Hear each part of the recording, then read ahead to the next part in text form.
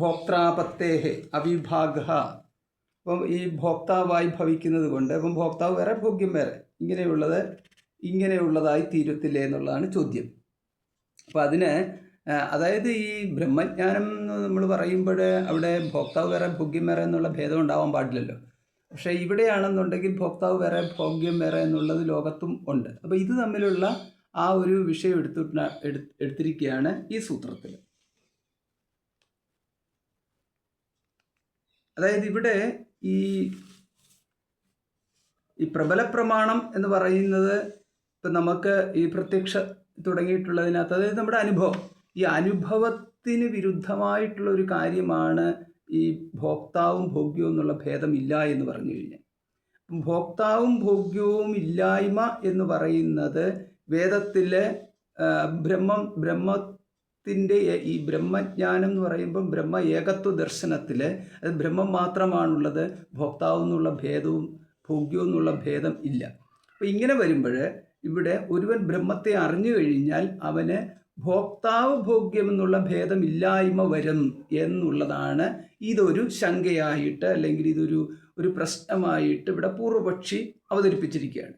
അപ്പോൾ ഇതിനകത്തെ പ്രശ്നമെന്ന് പറഞ്ഞു കഴിഞ്ഞാൽ, അങ്ങനെയാണെന്നുണ്ടെങ്കിൽ ലോകവ്യവഹാരം സാധ്യമല്ല. ഈ വ്യക്തിക്ക് പിന്നെ ലോകമില്ല. ഭോക്താവ് ഭോഗ്യം ഭേദമുണ്ടെങ്കിൽ മാത്രമല്ലേ ഭോഗായതനം ഭോഗകരണം ഇങ്ങനെ ഈ നാലെണ്ണമാണുള്ളത്. അപ്പം ഭോക്ത എന്ന് പറഞ്ഞു കഴിയുമ്പം ജീവാത്മാവായി, പിന്നെ ഭോഗ്യം എന്ന് പറയുമ്പം വിഷയമായി. ഇനി ഇതിന് ഇടയ്ക്കുള്ളതാണ് ഭോഗായതനം എന്ന് പറയുന്ന ശരീരം, പിന്നെ ഭോഗകരണം എന്ന് പറയുന്ന ഇന്ദ്രിയങ്ങളും. അതായത് ശരീരത്തിൽ പ്രവേശിച്ചു കഴിയുമ്പോഴാണ് ആയതനം, ഇരിപ്പിടം. അപ്പോൾ ആ ഇരിപ്പിടത്തിലേക്ക് പ്രവേശിക്കുമ്പോഴാണ് ഈ ഭോഗ്യങ്ങളെല്ലാം സാധ്യമാകുന്നത്. ഇത് ഭോക്താവിനും ഭോഗ്യത്തിനും കൂടി സമ്മേളിക്കുവാനുള്ള ഇടമാണ് ശരീരം എന്ന് പറയാം. അല്ലാതെ ഈ ഭോഗ്യം അന്യമായിരിക്കുന്നിടത്തോളം കാലം, ഇത് ഭോക്താവിൽ നിന്ന് ഭോഗ്യം അന്യമായിരിക്കുന്നിടത്തോളം കാലം ഭോഗം എന്ന് പറയുന്നത് നടക്കത്തില്ല. അതായത് വിഷയ അനുഭവം, അതാണ് ഈ ഭോഗം എന്ന് പറഞ്ഞു കഴിഞ്ഞാൽ. അപ്പോൾ ഇവിടെ ഈ ബ്രഹ്മം തന്നെയാണ് ഭോഗ്യവും ഭോക്താവും എന്നുണ്ടെങ്കിൽ ഭേദം സാധ്യമല്ല. അതേസമയം ലോകത്തിലാണെന്നുണ്ടെങ്കിൽ ഭേദമുണ്ട് താനും. അപ്പോൾ ഇവിടെ അതിന് സമാധാനം പറയുന്നത് ബ്രഹ്മജ്ഞാനം ഈ ഭോഗ്യ ഭേദത്തെ ഇല്ലായ്മ ചെയ്യുന്നില്ല എന്ന്. അതായത് ഭോക്ത എന്ന് പറയുന്നത് രണ്ടും ഈ ഭേദവും അഭേദവും രണ്ട് പ്രമാണത്താൽ സിദ്ധമായിട്ടുള്ള ഒന്നാണ് എന്ന്. ഒന്ന് പ്രമാണസിദ്ധമാണ്, മറ്റൊന്ന് പറയുന്നത് ലൗകികമായിട്ട് വ്യവഹാരസിദ്ധമാണ്. അപ്പോൾ ലൗകികവും വ്യവഹാരവും എന്ന് പറയുന്നത് പ്രമാണ അപേക്ഷ കൂടാതെ കിട്ടുന്നതാണ്. ഭോഗ്യ ഭേദങ്ങൾ അവിടെ പ്രമാണാപേക്ഷ കൂടാതെ ലഭിക്കുന്നതും, ആ പ്രമാണാപേക്ഷ എന്ന് പറയുന്നത് സ്വാഭാവികം എന്നുള്ള അർത്ഥത്തേ ഉള്ളൂ. യഥാർത്ഥത്തിലാണെങ്കിൽ അവിടെ ഈ പ്രത്യക്ഷാദി പ്രമാണങ്ങളുണ്ട്. അപ്പം പ്രത്യക്ഷാദി പ്രമാണങ്ങളാൽ ലഭിക്കുന്ന ഈ ഭോഗ്യസിദ്ധിയും അതേസമയം ശ്രുതി പ്രമാണത്താൽ ലഭിക്കുന്ന അഭേദത്വവും രണ്ടും രണ്ടാണ്. ഈ വ്യത്യാസം നമ്മൾ മനസ്സിലാക്കണം. അതിങ്ങനെയാണ്: അന്യപ്രമാണത്താൽ പ്രസിദ്ധമായ അർത്ഥത്തെ അതിക്രമിക്കുന്നത് ശ്രുതിക്ക് ഉചിതമല്ല എന്ന രീതിയിലാണ് ഇവിടെ വാദം കൊണ്ടുവരുന്നത്.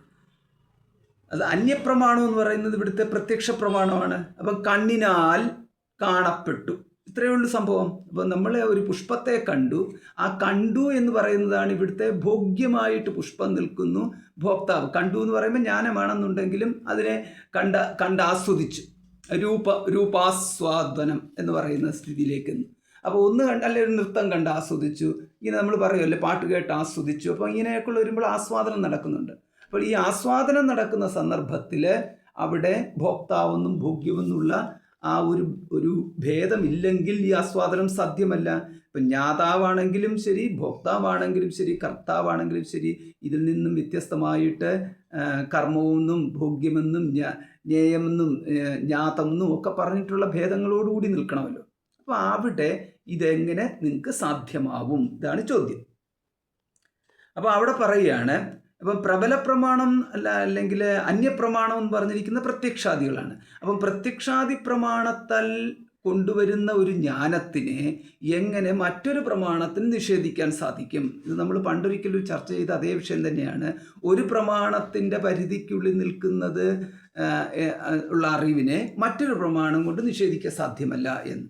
അതിന് ഉദാഹരണമായിട്ട് പറഞ്ഞത്, ഇപ്പം ചക്ഷുപ്രമാണത്താൽ രൂപജ്ഞാനത്തിന് ശ്രോത്രപ്രമാണത്താൽ ലഭിക്കുന്ന ശബ്ദജ്ഞാനം കൊണ്ട് നിഷേധിക്കുക സാധ്യമല്ല എന്ന് പറയുന്നത്. അതായത് ഒരു പ്രമാണത്തിൻ്റെ പരിധി, അതാണ് ഗോചരത്വം എന്ന് പറയുന്നത്. ഇന്ദ്രിയങ്ങളുടെ ഗോചരത്വത്തെക്കുറിച്ച് പറയുന്ന സമയത്ത് നമ്മൾ പറയുന്നതാണ്, അതായത് ഒരു ഇന്ദ്രിയത്തിന് അതിൻ്റെ പരിധിക്കുള്ളിലെ വിഷയങ്ങളിന്മേൽ ഗ്രഹിക്കാനുള്ള ശേഷിയുണ്ട്, മറ്റൊരു ഇന്ദ്രിയത്തിന് അതിൻ്റെ വിഷയങ്ങളുടെ മേൽ ഗ്രഹിക്കാനുള്ള ശേഷിയേ ഉള്ളൂ. ഇവ തമ്മിൽ ഒന്നിന്മേൽ മറ്റേത് അതിക്രമിക്കത്തില്ല. ചക്ഷുരേന്ദ്രിയത്തിൻ്റെ വിഷയത്തിന്മേൽ ശ്രോത്രേന്ദ്രിയം അതിക്രമിക്കത്തില്ല, ശ്രോത്രേന്ദ്രിയത്തിൻ്റെ വിഷയത്തിന്മേൽ ചക്ഷുരേന്ദ്രിയവും അതിക്രമിക്കത്തില്ല.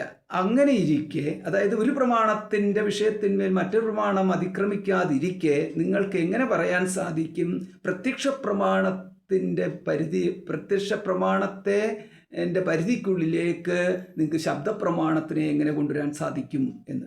അപ്പോൾ ഈ തരത്തിലാണ് ഇത് പോകുന്നത്. ഒരു പ്രമാണത്താൽ കിട്ടുന്നത് മറ്റൊരു പ്രമാണത്താൽ നിഷേധിക്കാൻ പറ്റത്തില്ല എന്ന്.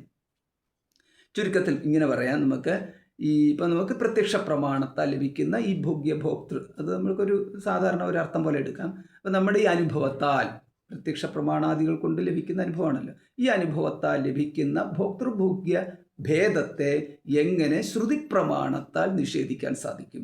അവിടെ നമ്മൾ ഈ ശ്രുതി പ്രമാണം എന്ന് പറയുമ്പോൾ ഈ ശ്രുതി പ്രമാണത്തിന് ശബ്ദപ്രമാണം എന്നാണല്ലോ പറയുന്നത്. അപ്പോൾ ശബ്ദപ്രമാണം തന്നെ രണ്ട് ആയിട്ട് നമ്മൾ കാണണം. ഒന്ന് പരോക്ഷ ശബ്ദപ്രമാണമുണ്ട്, രണ്ട് അപരോക്ഷ ശബ്ദപ്രമാണമുണ്ട്. അപ്പം പരോക്ഷ വിഷയമായിട്ടുള്ളത് സ്വർഗം, ഈശ്വരൻ, ദേവതകൾ എന്നുള്ള അതൊക്കെ വരുന്നത് ഇവിടെ പരോക്ഷ ശബ്ദ പ്രമാണത്തിലാണ് നിൽക്കുന്നത്. അപ്പോൾ അവിടെ ആ പരോക്ഷ ശബ്ദ പ്രമാണം എന്ന് പറയുമ്പം വേദം എത്തി. ഇനി അടുത്തത് അപരോക്ഷ ശബ്ദ പ്രമാണമുണ്ട്. അപരോക്ഷ ശബ്ദ പ്രമാണം എന്ന് പറയുന്നതാണ് ആത്മാ തത്വമസി ശ്വേതകേതോ എന്ന് പറയുമ്പോൾ അവിടെ അപരോക്ഷമാണ്, ആത്മാ അപരോക്ഷമാണ്. അതിനാൽ അവിടെ നമുക്ക് ഈ ആത്മാവിനെ സംബന്ധിച്ച വിഷയത്തെക്കുറിച്ച് പറയുമ്പോൾ അപരോക്ഷ ശബ്ദ പ്രമാണവുമാണ്. അപ്പോൾ ഈ അപരോക്ഷ ശബ്ദ പ്രമാണത്തിൻ്റെ പ്രത്യേകത എന്ന് പറയുന്നത് അത് ഈ മറ്റു പ്രമാണങ്ങളെ നിഷേധിക്കാതെ തന്നെ ഈ പ്രമാണത്തിന് അതിന് സാധുതയുണ്ടെന്നുള്ളതാണ്. അതാണ് അതിൻ്റെ വ്യത്യാസം. കാരണം ഇവിടെ അപരോക്ഷ ശബ്ദപ്രമാണം നിൽക്കുന്നത് അപരോക്ഷമായിട്ടുള്ള ആത്മാവിനെ പ്രകാശിപ്പിക്കാനാണ്. അപ്പോൾ ആത്മാ പ്രകാശിപ്പിക്കപ്പെട്ട് നിൽക്കുന്ന ആത്മാവിനെ നിഷേധിക്കുവാൻ മറ്റു പ്രമാണങ്ങൾക്ക് സാധ്യമല്ല. അതേസമയം ഈ ആത്മാവിനെ കൂടാതെ, അല്ലെങ്കിൽ ആത്മാവില്ലാതെ, ആത്മാ സദ്രൂപമാണല്ലോ, സത്തില്ലാതെ മറ്റൊന്നിനും നിൽക്കുകയും സാധ്യമല്ല. അതുകൊണ്ട് ഇങ്ങനെ നമുക്ക് പറയാൻ സാധിക്കും, ഇവിടെ ഈ അപരോക്ഷ ശബ്ദ പ്രമാണത്തെ നിഷേധിക്കുവാൻ മറ്റൊരു പ്രമാണങ്ങൾക്കും സാധ്യമല്ല എന്ന്. അപ്പം അതായത് ശബ്ദാദി വിഷയങ്ങളും ഭോക്താവായ ജീവനും ബ്രഹ്മാഭിന്നങ്ങൾ എന്ന വേദാന്ത സിദ്ധാന്തം ഇരിക്കിയാൽ ഭോക്തൃഭോഗ്യ വിഭാഗത്തിന് ഉള്ള ഈ തടസ്സം എന്ന് പറയുന്നത് അത് ജ്ഞാനവിചാരത്താൽ നമുക്ക് മാറ്റിയെടുക്കാവുന്ന കാര്യമാണ് എന്ന്. അതിനെയാണ് ജ്ഞാനവിചാരം എന്ന് പറയുന്നത്. അതുകൊണ്ടാണ് സ്യാത് ലോകവത്ത് എന്ന് ആ സൂത്രത്തിൻ്റെ ഭാഗം കിടക്കുന്നത്. അപ്പോൾ സ്യാത് ലോകവത്ത് എന്ന് പറഞ്ഞാൽ ലോകത്തിൽ എന്നതുപോലെ ഈ വ്യവഹാരം എന്ന് പറയുന്നത് ഉണ്ടായിരിക്കും എന്ന്. അതായത് ബ്രഹ്മജ്ഞാനത്താൽ വ്യവഹാരം ഇല്ലാതാകുന്നില്ല എന്ന് സാരം. അതാണ് ഈ സൂത്രത്തിലൂടെ പറയുന്നത്. ഇത് നമ്മൾ ഈ തരത്തിൽ നമ്മൾ അറിഞ്ഞില്ല എങ്കിൽ നമുക്ക് ഗുരു നൈവ ശിഷ്യ എന്നൊക്കെ ഉള്ള രീതിയിൽ, എവിടെ ഗുരു എവിടെ ശിഷ്യൻ എന്നുള്ള രീതിയിൽ ഒരു പ്രൗഢ വേദാന്തം എന്ന് പറയുന്നത് അങ്ങനെയാണ് പറയുന്നത്. ഒരു പ്രൗഢ അതിലേക്ക് കടക്കും. എന്നിട്ട് ദേഹം എവിടെ, ദേഹി എവിടെ, ഒന്നുമില്ല, ബ്രഹ്മം മാത്രം എന്ന് പറഞ്ഞുകൊണ്ടുള്ളൊരു പോക്കുണ്ട്. ആ പോക്ക് കൊള്ളാം, കുറച്ചു കാലത്തേക്ക് പോക്കാം. ഒരു ജലദോഷം വന്ന് തുമ്മാൻ തുടങ്ങുന്നിടം വരെ ആ പോക്ക് അങ്ങനെ തന്നെ പോയിക്കൊണ്ടിരിക്കും. അത് കഴിയുമ്പോൾ നമ്മൾ കുരുമുളക് കഷായം വേണോ എന്നൊക്കെ പറഞ്ഞിട്ട് ആലോചന തുടങ്ങുന്ന സന്ദർഭത്തിൽ ആ പ്രൗഢ വേദാന്തത്തിന് മങ്ങലുണ്ടാവും. അല്ലെങ്കിൽ പിന്നെ അതേമാതിരി യോഗ അതൊക്കെ നടത്തിക്കൊണ്ട് പോകുന്ന ഈശ്വരത്വം പ്രാപ്തിയുള്ള ഈശ്വരസിദ്ധി ഒക്കെയുള്ള സിദ്ധന്മാരുടെ പോക്കാണ്. അവരെ നമ്മൾ ഇതൊന്നും പറയുന്നില്ല. സാധാരണക്കാരുടെ രീതിയിൽ പറഞ്ഞു കഴിഞ്ഞാൽ വേദാന്തം അങ്ങോട്ട് പഠിച്ചു തുടങ്ങുന്ന ആദ്യ ഘട്ടത്തിലാണെങ്കിൽ പിന്നെ എന്താണ് ഈ പൂന്താനം പറഞ്ഞ മാതിരി ബ്രഹ്മാവും തനിക്കൊക്ക എന്ന് ചിലർ എന്ന് പറഞ്ഞ് ബ്രാഹ്മണ്യം കൊണ്ട് കുന്തിച്ച് എന്ന് പറയുന്ന മാതിരി ജ്ഞാനം കൊണ്ട് അതിൻ്റെ ആ ഉത്കൃഷ്ടതയെ പ്രാപിച്ച എനിക്ക് യോഗ്യമായിട്ട് ആരുണ്ട് എന്നുള്ള രീതിയിൽ ഒരു തോന്നലൊക്കെ ഉണ്ടായി പോകുന്നൊരു ഘട്ടമുണ്ട്. ഈ ഘട്ടത്തിലാണ് ഈ പ്രൗഢത വരുന്നത്. പ്രൗഢവേദാന്തം എന്ന് പറഞ്ഞുകൊണ്ട് വേറൊരു വേദാന്തമുണ്ട്. പക്ഷേ ഈ വേദാന്തത്തിൽ തന്നെ പ്രൗഢത എന്ന് പറയുന്നത് മറ്റുള്ളവർക്ക് വിവരമില്ല, എനിക്ക് മാത്രം വിവരമുള്ളൂ എന്നൊക്കെ പറഞ്ഞു പോകുന്നൊരു ഘട്ടമുണ്ട്. ഈ സമയത്ത് ഭോക്താവ് എവിടെ, ഭോഗ്യം എവിടെ, ജ്ഞാതാവ് എവിടെ, ജ്ഞാനം എവിടെ, ഗുരു എവിടെ, ശിഷ്യൻ എവിടെ എന്നൊക്കെ ചോദിച്ചുകൊണ്ട് നിഷേധിച്ചൊക്കെ പോകും. അപ്പോൾ അങ്ങനെ പോകുന്നത് തന്നെ കുറച്ച് കാലത്തേക്ക് മാത്രം. പിന്നീട് പക്വത വന്നു കഴിയുമ്പോൾ അതാണ് പിന്നെയും ഇത് പറയുമല്ലോ, പുനഃ എന്നുള്ള ഒരു പ്രയോഗം ഉണ്ടല്ലോ, മീമാംസ്യമേവ തേ മന്യേ വിദിതം, നിനക്ക് വീണ്ടും ചിന്തിക്കേണ്ടിയിരിക്കുന്നു എന്ന് പറഞ്ഞുകൊണ്ട് ഗുരു തിരിച്ചുവിടുന്ന ഒരു ഘട്ടങ്ങളുണ്ടല്ലോ. എന്ന് പറയുന്നത് മാതിരി അപ്പം വീണ്ടും ചിന്തിച്ച് ജ്ഞാനം വന്നു കഴിയുമ്പോൾ അവിടെ നമുക്ക് ഘടത്തെ കാണുമ്പോൾ തന്നെ മൃത്തിനെയും കാണുന്ന, അല്ലെങ്കിൽ ഘടം എവിടെ എന്നുള്ള രീതിയിൽ മൃത്ത് മാത്രം, ഘടം എവിടെ, ആഭരണമില്ല, സ്വർണം മാത്രം എന്ന് പറഞ്ഞുകൊണ്ട് നമ്മൾ വാദിച്ചു നടക്കും. പക്ഷെ പിന്നീടാണെന്നുണ്ടെങ്കിൽ ആഭരണവുമുണ്ട്, സ്വർണവുമുണ്ട് എന്നുള്ള രീതിയിലേക്ക് വരും. ഇങ്ങനെ വന്നു കഴിയുമ്പോഴാണ് അവിടെ നമുക്ക് വേദാന്തത്തിൻ്റെ പക്വത എന്ന് പറയുന്ന സ്ഥിതിയിലേക്ക് വരുന്നത്. അപ്പോൾ അതായത് ഭേദവും അഭേദവും അങ്ങനെ വരുമ്പോൾ ഭേദവും അഭേദവും ഒരുപോലെ നിൽക്കത്തില്ലേ? അടുത്ത ചോദ്യം കൊണ്ടുവന്നു. അപ്പോൾ നിങ്ങൾ പറയുന്നത് ഇങ്ങനെയാണോ? ഭേദമില്ല എന്ന് പറഞ്ഞുകൊണ്ട് തുടങ്ങി, പക്ഷേ ഭേദവും അഭേദവും ഒരുപോലെ നിൽക്കുന്നു എന്ന്. അപ്പം ഘടഭേദങ്ങളും മൃതഭേദവും രണ്ടും കൂടെ ഒരുപോലെ നിൽക്കുന്നുവോ എന്നുള്ളത്. അപ്പോൾ ഇതൊരു വലിയ ചോദ്യമായിട്ട് വന്നു. അങ്ങനെ വന്നു കഴിഞ്ഞാൽ ഈ വ്യവഹാരം സത്യമാണ്, അതേസമയം ബ്രഹ്മവും സത്യമാണ് എന്ന് പറഞ്ഞുകൊണ്ട് വരുന്ന ഒരു സിദ്ധാന്തത്തിലേക്ക് നിങ്ങൾ എത്തിച്ചേരുമോ എന്ന രീതിയിൽ ഒരു ചോദ്യം ചോദിച്ചു കൊണ്ടുവരുമ്പോഴാണ് അടുത്ത സൂത്രം പറയുന്നത്, അങ്ങനെയല്ല, ആരംഭണാധികരണം തദനന്യത്വം ആരംഭണ ശബ്ദാദിഭ്യ. സൂത്രം 14. അപ്പം കാര്യം മിഥ്യയാണെന്ന് ലോകത്തിൽ പ്രസിദ്ധമല്ല. അതാണ് ലോകത്തിൽ പ്രസിദ്ധമായിട്ടുള്ളത്. കാര്യം സത്യമാണെന്നുള്ള കാര്യം എന്ന് പറഞ്ഞാൽ കാര്യപ്രപഞ്ചം എന്ന് പറയുന്നത് നമ്മുടെ ഈ പ്രപഞ്ചം സത്യമാണെന്ന് ലോകത്തിൽ സത്യമായ കാര്യമാണ്. അപ്പം അതിൽ നിന്ന് ബ്രഹ്മം സത്യമാണെന്ന് പറയാൻ സാധിക്കത്തില്ലല്ലോ.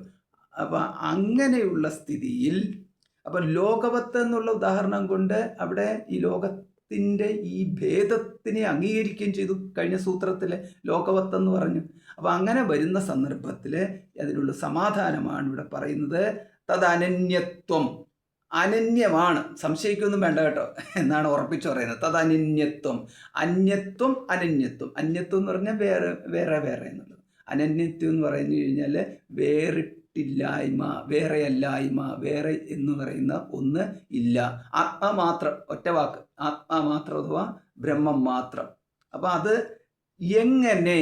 ആരംഭണ ശബ്ദാദിഭ്യ, ആരംഭണ ശബ്ദ എന്നിവിടെ പറഞ്ഞിരിക്കുന്ന ആരംഭണ സൂത്രം, ആരംഭണ തുടങ്ങുന്ന മന്ത്രം. അപ്പോൾ ഇവിടെ ശ്രുതി എന്നാണ് ആരംഭണ ശ്രുതി എന്ന് പറയുന്നതിന്. അപ്പം ഛാന്ദോഗ്യോപനിഷത്തിൽ യഥാ സൗമ്യ ഏകേന മൃത്പണ്ഡേന സർവം മൃന്മയം വിജ്ഞാതം സ്യാത് വാചാരംഭണം വികാരോ നാമധേയം മൃത്തികേത്യവ സത്യം. ഇവിടെ നമുക്ക് കാണാം ഈ ആരംഭണം എന്നുള്ളത്. വാചാരംഭണം, ആരംഭണം, ആരംഭിച്ചത്. ആരംഭണം എന്ന് പറഞ്ഞാൽ ആരംഭിച്ചത്. ആലംബനം എന്നർത്ഥം കൊടുക്കുക, ആശ്രയിച്ചത്, വാക്കിനെ ആശ്രയിച്ച് നിൽക്കുന്നത്, വാക്കിനാൽ ആരംഭിച്ചത്, അതാണ് ആരംഭണം എന്ന് പറഞ്ഞത്. ആരംഭ് എന്ന് പറയുന്ന റൂട്ടിൽ നിന്നാണ് ആരംഭണം വന്നത്. അപ്പോൾ ആരംഭിച്ചതെന്ന് പറയാം നമുക്ക്. വാക്ക് തുടങ്ങി, വാക്കുണ്ടാക്കിയത് എന്നുള്ളത്. ആരംഭിച്ചതെന്ന് പറയുമ്പോൾ ഉണ്ടാക്കിയെന്ന്. വാക്കുണ്ടാക്കിയ വികാരമാണ് ഘടം എന്നത്. ഇതാണ് അതിൻ്റെ അർത്ഥം. എന്താണ്? മൃത്തിൽ വാക്കുണ്ടാക്കിയ ഒരു വികാരമാണ് ഘടം എന്ന് പറയും. എന്ന് പറഞ്ഞു കഴിഞ്ഞാൽ ഘടമെന്ന വാക്കാണ് മൃത്തിനെ ഘടമാക്കിയത്. അതാണ് അതിൻ്റെ സാരം. അതായത് മൃത്ത് എന്ന് പറഞ്ഞു കഴിഞ്ഞാൽ അത് നമ്മുടെ വ്യവഹാര ദൃഷ്ടിയിൽ മൃത്തെന്ന് പറഞ്ഞു കഴിഞ്ഞാൽ നാമരൂപങ്ങളില്ലാണ്ട് സ്ഥിതി ചെയ്യത്തില്ലല്ലോ. അപ്പം ഒരു മൃത്പിണ്ഡാകൃതിയിലോ ഏതെങ്കിലും ഒരു ആകാരത്തിലായിരിക്കും സ്ഥിതി. ഒരു വിശേഷാകാരത്തിന് അവിടെ ഒരു വിശേഷത്വം കിട്ടിയെന്ന് പറഞ്ഞു. ആകാരവിശേഷത്വം കൊണ്ട് അവിടെ നമ്മളതിനെ ഘടമെന്ന് വിളിച്ചു എന്ന് മാത്രം. ഒരു ആകാരവിശേഷമായിരുന്നു എന്നുണ്ടെങ്കിൽ മറ്റൊരു പേരിലായി അറിയപ്പെടുമായിരുന്നു. അത്രയേ ഉള്ളൂ. ആ പേരും ആകാരവും എന്ന് പറയുന്ന ആകാരം എങ്ങനെ കിട്ടിയെന്ന് പേരിനാലാകാരം എന്നുള്ളതാണ്. അപ്പോൾ ഈ ആകാരം എന്ന് പറയുന്നത് നമ്മൾ സാധാരണഗതിയിൽ മൃത്തിനാണെങ്കിൽ ഒരു ആകാരവും ഇല്ലാത്തതെന്ന് പറയാൻ പറ്റത്തില്ല. ഒരു ആകാരത്തിലേ അതിന് സ്ഥിതി ചെയ്യുന്നുള്ളൂ. അപ്പോൾ അതുകൊണ്ട് ഈ ഉദാഹരണം ആകാരമില്ലായ്മയിൽ നിന്ന് ആകാരം വന്നു എന്നുള്ള രീതിയിൽ ഉദാഹരണമില്ല. ഇവിടെ ആകാരത്തിലെ ഏതെങ്കിലും ഒരു ആകാരത്തിൽ മാത്രമേ മൃത്പിണ്ഡം എന്നുള്ളത് നമ്മൾ പറയുന്നു. അപ്പോൾ ഒരു പിണ്ഡാകാരത്തിലെത്തി. അല്ലെങ്കിൽ നമുക്ക് ഗോളകാരം ഉരുട്ടിയെടുത്തു, മൺകട്ടയായിട്ടെടുത്ത് ഉരുട്ടിയെടുത്ത് എന്തെങ്കിലും ഒരു ആകാരമുണ്ട്. ആ ആകാരത്തിന് നമ്മൾ ഒരു പേരിട്ടു ഘടം എന്ന് പറയുമ്പം ഘടാകാരത്തിൽ ആ മൃത്ത് മാറ്റുമ്പോൾ മാത്രമേ അതിനെ ഘടമെന്ന് പറയാൻ സാധിക്കത്തുള്ളൂ. അപ്പം വാക്കിനാൽ മാറ്റപ്പെട്ടതാണ് അവിടെ ശരിക്കും പറഞ്ഞു കഴിഞ്ഞാൽ ഈ ഘടമെന്ന രീതിയിൽ നമുക്ക് കിട്ടിയിരിക്കുന്നത് എന്ന്. അതുപോലെയാണ് ഈ ജഗത്ത്. ബ്രഹ്മസത്യം എന്നുള്ളതാണ് നമ്മൾ സാധാരണ എല്ലായിടത്തും കണ്ടുവരുന്നത്. പിന്നെ അതിൻ്റെ കൂട്ടത്തിൽ പിന്നെ പ്രകൃതിയും കൂടെ വരുന്നുണ്ട്. അപ്പം പ്രകൃതി വന്നു കഴിയുമ്പോൾ ഈ പ്രകൃതി ബ്രഹ്മത്തിന് വാചാരംഭണമാകുന്നു. വാക്കിനാൽ ആരംഭിച്ചതാണ്, അല്ലെങ്കിൽ വാക്കിനെ ആലംബനം ആയിട്ട് വാക്കിനെ ആശ്രയിച്ച് നിൽക്കുന്നതാണ് പ്രകൃതി എന്ന് കിട്ടുന്നു. ഇപ്പം പ്രകൃതി എന്ന് പറയുന്നതാണ് നമ്മുടെ ഈ ഭോഗ്യം എന്ന് പറയുന്ന വിഷയം, അല്ലെങ്കിൽ ഈ ശരീരം തുടങ്ങിയിട്ടുള്ളതെല്ലാം ആ പ്രകൃതി എന്ന് പറയുന്നതിലേക്ക് വരും. അത് മുഴുവൻ നിൽക്കുന്നത് ഈ വാക്കിനെ ആശ്രയിച്ചാണ്. ഇപ്പം യഥാസൗമ്യ മന്ത്രത്തിലേക്ക് പോകാം. ഛാന്തോഗ്യം 6:1. അപ്പോൾ ഇതൊരു വളരെയധികം ചർച്ച ചെയ്യപ്പെട്ട ഒരു സൂത്രം ആണിത്. അപ്പം അത് കാരണം നമുക്ക് ആ ചർച്ച, ഇതിനകത്തുള്ള കുറച്ച് ചർച്ചയുടെ ഭാഗങ്ങളിലേക്ക് കടക്കാം. അപ്പം യഥാസൗമ്യ ഏകേന മൃത്പിണ്ഡേന സർവം മൃണ്മയം വിജ്ഞാതം സ്യാത്. യഥാസൗമ്യ സൗമ്യ പുത്രനോട് പറയുകയാണ്, അല്ലയോ പുത്ര, ഹേ സൗമ്യ, ഏകേന മൃത്പിണ്ഡേന ഒരു മൃത്പിണ്ഡത്താൽ, ഒരു മൃത്പിണ്ഡം, അതിന് സർവം മൃത്മയം വിജ്ഞാതം, അതിനാൽ എല്ലാം ഈ മൃത്മയമായിട്ടുള്ള എല്ലാം അതിനാൽ അറിയപ്പെടുന്നു എന്ന്. അതായത് ഘടങ്ങൾ അനേകമുണ്ടെങ്കിലും മൃത്ത് എന്നെ അറിഞ്ഞു കഴിഞ്ഞാൽ ഈ ഘടങ്ങളുടെ എല്ലാം കാരണം മൃത്ത് എന്നുള്ള രീതിയിൽ അറിയുന്നു. അതായത് ഒരു മൃത്തിനെ നമ്മൾ അറിയുന്നു എന്ന് സാരം. വിജ്ഞാതം സ്യാത്. അപ്പോൾ വാചാരംഭണം വികാരോ നാമധേയം. അപ്പോൾ ഈ മൃത്ഭേദങ്ങൾ എന്ന് പറയുന്ന ഒന്നില്ല, അതേസമയം ഘടഭേദങ്ങൾ എന്ന് പറയുന്നുണ്ട്. ഇതാണ് ഇതിനകത്തുള്ള അറിവ് എന്ന് പറയുന്നത്. അപ്പോൾ മൃത്തിൻ്റെ ദൃഷ്ടിയിൽ എത്ര ഘടങ്ങളുണ്ടെങ്കിലും ഘടാകാരത്തിൻ്റെ വൈവിധ്യങ്ങളെല്ലാം ഉണ്ടെങ്കിലും ഒരേ രീതിയിലുണ്ടാക്കിയിരിക്കുന്ന ഘടമല്ല, പല രീതിയിലുണ്ടാക്കി വെച്ചിരിക്കുന്നു. അത് ഘടങ്ങൾ മാത്രമല്ല, മൃത്ത് ഏതൊക്കെ തരത്തിൽ എന്തൊക്കെ ഉണ്ടാക്കിയോ അത് മുഴുവൻ അതിൽപ്പെട്ടു. അപ്പോൾ അവയെല്ലാം തന്നെ ഇതാണ് ഒന്നിൻ്റെ കാരണം അറിഞ്ഞു കഴിഞ്ഞാൽ ആ കാരണം തന്നെയാണ് സർവത്തിൻ്റെയും കാരണം എന്നറിഞ്ഞു കഴിയുമ്പോൾ അവിടെ യാതൊരുവനാണോ മൃത്ത് എന്നുള്ള ഏകജ്ഞാനത്തിലേക്ക് വരുന്നത് അവനെ സംബന്ധിച്ചിടത്തോളം ഏകത്വ വിജ്ഞാനമുണ്ടായി എന്ന്. അല്ലാത്ത പക്ഷം അവനുണ്ടാകുന്നത് നാനാത്വ വിജ്ഞാനമാണ്. ഇതാണ് നാനാത്വവും ഏകത്വവും തമ്മിലുള്ളത്. അപ്പം നാനാത്വം എന്ന് പറയുന്നത് കൽപ്പിതമാണ്, ഏകത്വം സത്യമാണ് എന്നിതിനാൽ സ്ഥാപിക്കപ്പെട്ടു എന്നുള്ളത്. ഇതേമാതിരിയാണ് പ്രകൃതിയുടെ നാനാത്വം കൽപ്പിതമാണ്, ബ്രഹ്മത്തിൻ്റെ സത്യത്വം ഏകത്വം, ബ്രഹ്മത്തിൻ്റെ ഏകത്വം സത്യമാണ് എന്ന്. അതായത് ഒരേ ഒരു ബ്രഹ്മം തന്നെയാകുന്നു ഈ കാണപ്പെടുന്ന നാമരൂപങ്ങളായിട്ട് വാചാരംഭണം വികാരങ്ങൾ എന്ന രീതിയിൽ എല്ലാം അറിയപ്പെടുന്നത് എന്ന്. അതാണ് ആകാശാത് തസ്മാത് വായതസ്മാതാത്മനാകാശ സംഭൂതഃ. അപ്പോൾ ആകാശം എന്ന നാമരൂപം എന്താണ്? ബ്രഹ്മം ഇപ്പോൾ ആകാശം എന്ന് പറയുന്ന ശബ്ദം വാചാരംഭണം വാക്കിനാൽ ആരംഭിച്ചു. ആകാശം വാക്കിനാൽ ആരംഭിച്ചു എന്നാണ്. ആ വാക്കിനെ ആലംബനം ചെയ്ത് ആശ്രയിച്ചു. അപ്പം ബ്രഹ്മത്തിനെ മറ്റൊരു വാക്കിലൂടെ അറിയപ്പെട്ടു. ആകാശം എന്ന ശബ്ദത്താൽ ബ്രഹ്മത്തെ അറിയപ്പെട്ടപ്പോൾ അറിയപ്പെട്ട ബ്രഹ്മം ഇപ്പോൾ ആകാശമായി. ഇങ്ങനെയാണ് ഇതിൻ്റെ പോക്ക്. എന്ന് പറഞ്ഞാൽ യഥാർത്ഥത്തിൽ മൃത്തിന് ഒരു മാറ്റം വന്നിട്ടല്ല ഘടമെന്ന് പറയുന്നത് ഉണ്ടാകുന്നത്. ഘടമുണ്ടായത് മൃത്തിലല്ല, ദൃഷ്ടാവിലാണ് എന്ന്. അതാണ് അതിൻ്റെ സാരം. അതായത് ദൃഷ്ടാവാണ്, കാണുന്നവനാണ് മൃത്തിനെ ഘടമായി കണ്ടത്. മൃത്ത് അതിനെ തന്നെ സ്വയം ഘടമായി കാണുന്നില്ല, അത് മൃത്തായിട്ട് തന്നെ നിൽക്കുന്നു എന്ന്.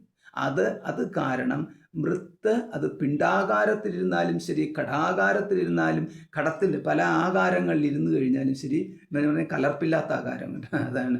അല്ലാതെ ഇതിനകത്ത് ഈ പെയിൻ്റ് അടിച്ചിട്ട് പല ആകാരത്തില്ല, പെയിൻ്റൊന്നും ഇവിടെ ബാധകമല്ല.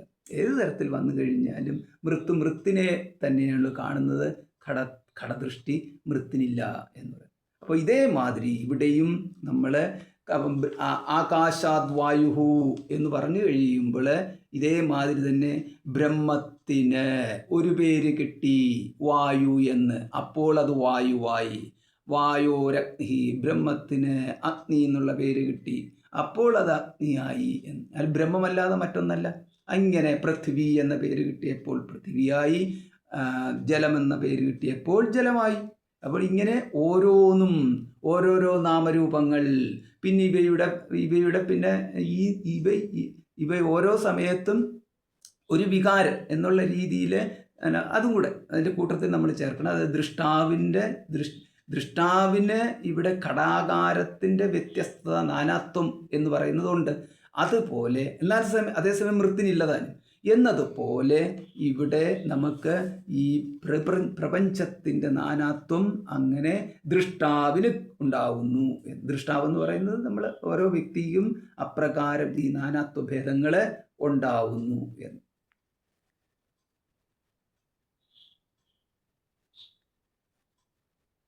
എന്ന് പറഞ്ഞു കഴിഞ്ഞാൽ ജലം, അഗ്നി, ജലം, ഭൂമി എന്നിവ ബ്രഹ്മകാര്യങ്ങളാകിയാൽ ബ്രഹ്മഭിന്നങ്ങളല്ല എന്ന് പറഞ്ഞ ശേഷം തേജസ് മുതലായവ, അഗ്നി മുതലായവയിൽ നിന്നുണ്ടാകുന്ന കാര്യങ്ങളും കാരണഭിന്നമല്ല എന്ന് പറയുന്നു. അപഗാദഗ്നേരഗ്നിത്വം വാചാരംഭണം വികാരോ നാമധേയം ത്രീണി രൂപാണീത്യേവ സത്യം എന്ന്. അതായത് അപഗാത് അഗ്നേഹേ അഗ്നിത്വം, അഗ്നിയുടെ അഗ്നിത്വം മാറിയാൽ എന്ന്. അഗ്നി, ജലം, ഭൂമി. അപ്പോൾ ഇതാണ് ഇവിടെ ഇങ്ങനെ എടുത്തിരിക്കുന്നത്. അപ്പോൾ ഈ പറഞ്ഞിരിക്കുന്ന അഗ്നി, ജലം, ഭൂമി എന്ന് പറഞ്ഞിരിക്കുന്ന ഇതാണ്ടല്ലോ ഈ മൂന്നെണ്ണം. അപ്പോൾ ഈ മൂന്നെണ്ണം വെച്ചിട്ടാണ് നമുക്ക് ഈ സൃഷ്ടി ഉണ്ടായിരിക്കുന്നത്. എന്നാൽ അത് അത് സ്ഥൂലമായിട്ടുള്ള ആ ഒരു ദൃഷ്ടിയിൽ വെച്ചുകൊണ്ടാണ് പറയുന്നത്. അപ്പോൾ അങ്ങനെ വന്നു കഴിയുമ്പോൾ അഗ്നേഹേ അഗ്നിത്വം അപഗാത്, ഈ അഗ്നിയുടെ അഗ്നിത്വം ഇല്ലാതായാൽ പിന്നെ അവിടെ എന്താ, അഗ്നിയുടെ അഗ്നിത്വം ഇല്ലാതായി കഴിഞ്ഞാൽ പിന്നെ അഗ്നിയില്ല. അപ്പോൾ അഗ്നിത്വം എന്ന് പറഞ്ഞിരിക്കുന്നത് അതാണ് അവിടുത്തെ വികാരം, നാമധേയം എന്ന് പറഞ്ഞിരിക്കുന്നത്. ത്രീണി രൂപാണീത്യേവ സത്യം, പിന്നുള്ളത് എന്ന് പറയുന്നത് ഈ മൂന്ന് രൂപങ്ങൾ എന്ന് പറയുന്നത് മൂന്ന് തന്മാത്രകൾ. ത്രീണി രൂപാണി എന്ന് പറയുന്നത് പിന്നെ മൂന്ന് തന്മാത്രകൾ എന്നുള്ള രീതിയിലാണ്. അതായത് അഗ്നി തന്മാത്ര എന്ന് പറയുന്നത് അതിനകത്ത് അഗ്നിത്വം പോയി കഴിഞ്ഞാൽ അവിടെ ഈ ഒരു എന്താണ് പിന്നെ അഗ്നി എന്നുള്ള വിശേഷത്തിൽ അവിടെ നിൽക്കുക സാധ്യമല്ല എന്നുള്ള രീതിയിലാണ് അവിടെ പറഞ്ഞിരിക്കുന്നത്. അതുകൊണ്ടാണ് ആരംഭണ ശബ്ദാദിഭ്യ എന്നതിലെ ആദിശബ്ദത്തിൽ സൂചിപ്പിച്ച ചില ശ്രുതികൾ അതിനെക്കുറിച്ച് പറയുന്നു. ഐതദാത്മ്യമിതം സർവം തത്സത്യം സാത്മാ തത്വമസി. ചാന്തോക്യം 6:8-7. ഐതദാത്മ്യമിതം സർവം, ഇതം സർവം, ഇത് മുഴുവനും. ഐതദാത്മ്യം, ഇതെല്ലാം ആത്മാ തന്നെ. ഏതത് ആത്മനഃ ഭാവം എന്നുള്ളത് ഈ ആത്മാവിൻ്റെ ഈ ആത്മാ തന്നെയാവുന്നു. അതാണ് അർത്ഥം. ഐതദാത്മ്യം ഇതം സർവം, ഇത് മുഴുവനും ഈ ആത്മാവ് തന്നെയാകുന്നു എന്ന്. അത് എങ്ങനെയെന്ന് പറഞ്ഞു കഴിഞ്ഞാൽ അതിന് ഈ ഒരു വൃക്ഷം എന്ന ദൃഷ്ടിയിൽ ഒരു വൃക്ഷത്തിൻ്റെ ഇപ്പം ശാഖാഭേദങ്ങൾ, ശാഖ, പിന്നെ ഇലകൾ, പിന്നെ പുഷ്പം, കായ്, ഇങ്ങനെയുള്ള നാനാത്വങ്ങൾ മുഴുവൻ വൃക്ഷം എന്നുള്ള ഒറ്റ പേരിൽ അത് ഏകമായിട്ട് ഭവിക്കുന്നു. വൃക്ഷം എന്ന് പറഞ്ഞു കഴിഞ്ഞാൽ പിന്നെ അത് തീർന്നു, ഒറ്റ പേരേ ഉള്ളൂ. അതേസമയം ശാഖകൾ എന്ന് പറഞ്ഞു കഴിഞ്ഞാൽ വലിയ ശാഖ, ഇടത്തെ ശാഖ, പിന്നെ പലതരത്തിലുള്ള പേരുകളിൽ ഇതെല്ലാം അറിയപ്പെടുന്നു. അങ്ങനെയാണ് ഈ നാനാത്വങ്ങളെന്ന് പറയുന്നത്. അതേപോലെയാണ് ഇവിടെയും നമുക്ക് ഈ പ്രപഞ്ചത്തിൻ്റെ നാനാത്വങ്ങൾ ഒന്നിൽ അവസാനിക്കുന്നു എന്ന് പറയുന്നത്. അതാണ് ഇതം സർവം യദയമാത്മാ എന്ന്. ഇതം സർവം അവിടെ വീണ്ടും ബൃഹദാരണ്യകം 2:4-6 പറയുകയാണ്. ഇതം സർവം, ഇത് മുഴുവനും ആത്മാവ് തന്നെയാകുന്നു. ഇതം സർവം യദയമാത്മാ, അയമാത്മാ, ഈ ആത്മാ തന്നെയാകുന്നു ഇത് മുഴുവനും. ഇത് മുഴുവനും എന്ന് പറഞ്ഞാൽ ഏതാ? ഇതം സർവം എന്ന പ്രയോഗത്തിൽ വരുന്നത് നമുക്ക് ഇതം എന്ന് പറഞ്ഞു കഴിഞ്ഞാൽ എന്താണോ അഹം അല്ലാത്തത് അതാണല്ലോ നമ്മൾ സാധാരണഗതിയിൽ ഇതം എന്ന് പറയുന്നത്. ഈ രണ്ടെണ്ണേ ഉള്ളൂ, അഹം ഇതം എന്ന് പറഞ്ഞ് നമുക്ക് രണ്ടായിട്ട് തിരിക്കാം. ഇതെല്ലാം എന്ന് ഇവിടെ പറയുമ്പോൾ ഇതം സർവം എന്നുള്ള ഈ പ്രയോഗത്തിൽ യാതൊന്നാണോ പ്രപഞ്ചമായിട്ട് കാണുന്നത് അത് ബ്രഹ്മം തന്നെയാകുന്നു എന്ന്. അപ്പോൾ ഇങ്ങനെ ഇതെല്ലാം ബ്രഹ്മമായി കഴിയുമ്പോൾ പിന്നെ അവശേഷിക്കുന്നത് ഏതാ? അവശേഷിക്കുന്നത് അഹമാണ്. അഹം എന്ന് പറയുന്നത് ബ്രഹ്മമല്ലാണ്ട് മറ്റൊന്നായിട്ടിരിക്കുക സാധ്യമല്ല. അഹം പണ്ടേ ബ്രഹ്മമാണല്ലോ. അഹം ബ്രഹ്മമാണെന്നുള്ള കാര്യത്തിൽ ആർക്കും സംശയമില്ല. കാരണം ബ്രഹ്മത്തിൻ്റെ നിർവചനത്തിൽ ബോധം ബ്രഹ്മം എന്നുണ്ട്. ബോധ്യം ബ്രഹ്മമാണോ എന്നുള്ള രീതിയിലാണ് സംശയമുള്ളത്. അപ്പം നമ്മൾ സാധാരണ രീതിയിൽ വിചാരം ചെയ്തു കഴിയുമ്പോൾ അഹം ബോധം എന്ന് പറഞ്ഞു കഴിഞ്ഞാൽ അത് ബോധം ബ്രഹ്മമാണ്, ബോധ്യം ബ്രഹ്മമാണ്. ഈ രണ്ടെണ്ണമാണ് സത്യമേത എന്നുള്ള അന്വേഷണത്തിൽ എത്തിച്ചേരുമ്പോൾ ബാക്കിയുള്ള നാമങ്ങളും ബാക്കിയുള്ള ആശയങ്ങളും ബാക്കിയുള്ളതെല്ലാം ഇതിന് സഹായകരമായാണ്. ഇപ്പോൾ ഈശ്വരൻ എന്ന് പറയുന്നതും എല്ലാം ഇതിന് സഹായകരമായിട്ടാണ്. ഏത് അഹം ബോധം അത് ബ്രഹ്മമാണോ, ഇതം ജഗത്ത് ഇത് ബ്രഹ്മമാണോ എന്നത് സംശോധനയിൽ എന്നത് അന്വേഷിക്കാൻ വേണ്ടിയിട്ട് സഹായകരമായിട്ട് നിൽക്കുന്നതാണ് സകല വിധത്തിലുള്ള ഇതിഹാസ പുരാണാദികൾ എല്ലാം തന്നെ എന്ന്. അപ്പോൾ ആ അന്വേഷണം ഡയറക്റ്റായിട്ട് നടത്താൻ ശേഷിയില്ലാത്തത് കൊണ്ടാണ് അവിടെ പുരാണ ഇതിഹാസങ്ങളിലൂടെ ആ അന്വേഷണത്തിലേക്ക് നമ്മളെ എത്തിക്കുന്നു എന്ന്. അവിടെ ഞാൻ അന്വേഷിക്കൂ എന്ന് പറഞ്ഞു പോകാൻ ധൈര്യം ആർക്കുമില്ല. അവിടെ അവർ ഭയത്താൽ നിൽക്കുന്നു. അപ്പോൾ അങ്ങനെ ഭയത്തിൽ നിൽക്കുന്ന ആൾക്കാരുടെ അവരുടെ ഭയനിവൃത്തി വരുത്തി അഭയം കൊടുത്ത് ആശ്രയം കൊടുത്ത് നിങ്ങളെ കൊണ്ട് എത്തിക്കുന്ന അഭയപ്രതിഷ്ഠയിൽ എത്തിക്കുന്നത് ആ പരബ്രഹ്മം തന്നെയാണ്. പരബ്രഹ്മത്തിൻ്റെ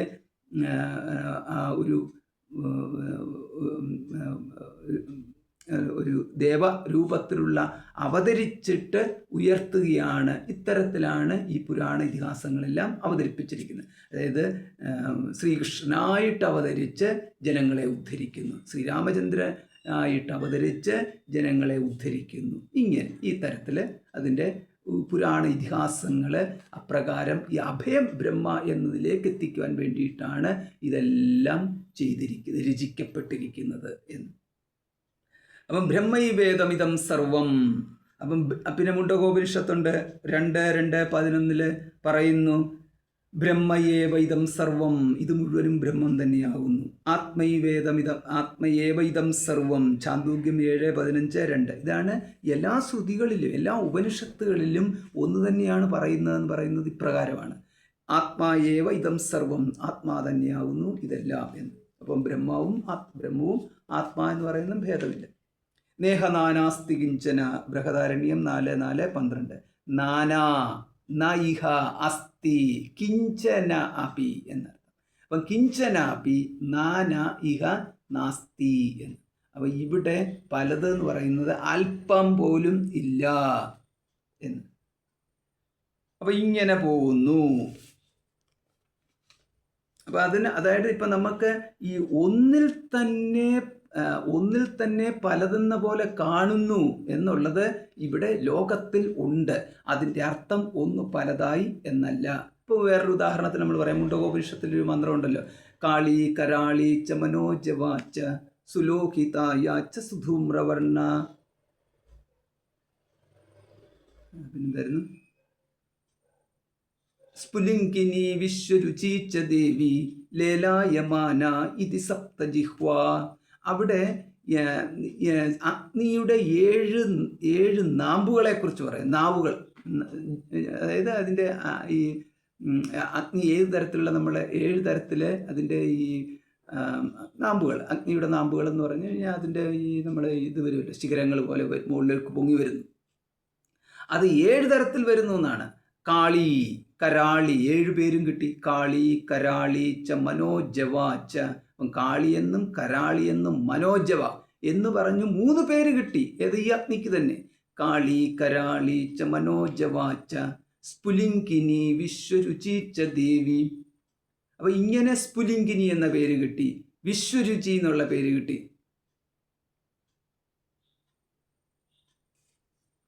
അപ്പൊ ഇങ്ങനെ പിന്നെ തന്നെ 2 പേര് വിട്ടുപോയല്ലോ.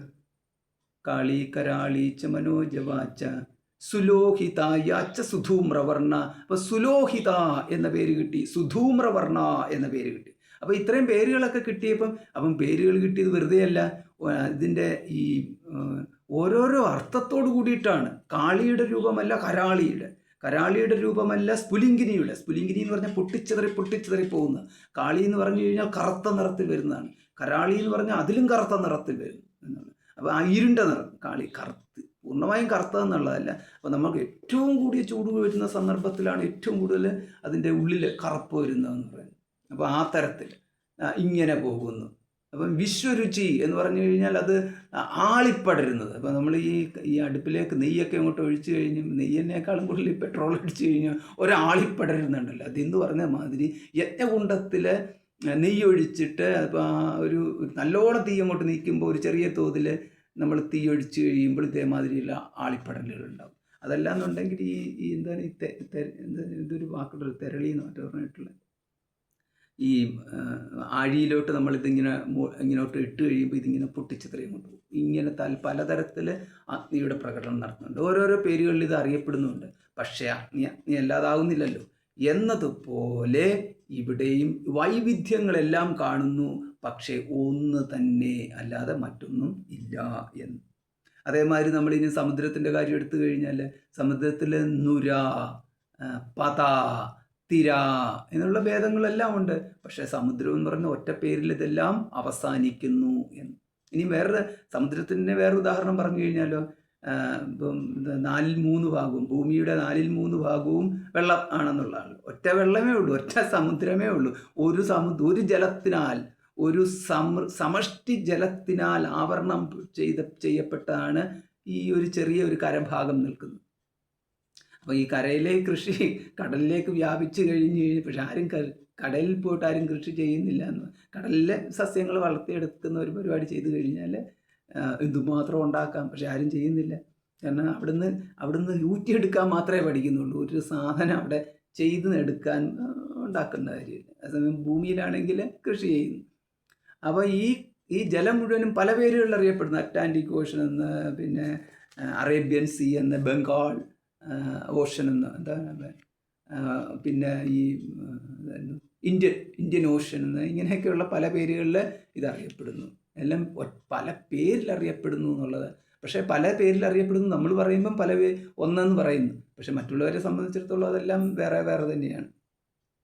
അതുപോലെ ഓരോ രാജ്യങ്ങൾ, ഒരു ഭൂമിയേ ഉള്ളൂ. ഇവിടെ ഈ രാജ്യം ആ രാജ്യം എന്ന് പറഞ്ഞാൽ പല പേരിൽ ഇതറിയപ്പെടുന്നു. ഇന്ത്യ, ചൈന, റഷ്യ എന്ന് പറഞ്ഞിട്ട് ഇങ്ങനെ പല പേരുകളിൽ അറിയപ്പെടുന്നു. ഒറ്റ ഭൂമി. അതാണ് ഈ ഭൂമിയെ സംബന്ധിച്ചിടത്തോളം ഇന്ത്യയില്ല, ചൈനയില്ല, റഷ്യയില്ല. ഭൂമിയാണ്.